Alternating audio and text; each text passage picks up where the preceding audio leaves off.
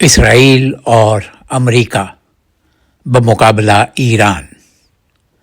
अब ये जंग तवालत इख्तियार करने लगी है और ऐसे में दुनिया भर के संजीदा मुबस्सिरीन जो गैर जानिबदार हैं, जिनका किसी धड़े से ताल्लुक़ नहीं, ये बात खुल के कहने लगे हैं कि अमेरिका वियतनाम की जंग की तरह अब दलदल में धंसने लगा है और उसे इसका इदराक भी होना शुरू हो गया है।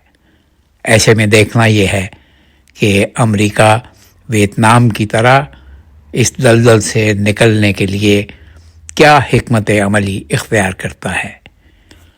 ईरान आयतुल्लाह ख़ामेनी की शहादत के बाद फ़िलहाल किसी भी रुख से घुटने टेकता हुआ नज़र नहीं आता और यही फ़िक्र है अमेरिका को।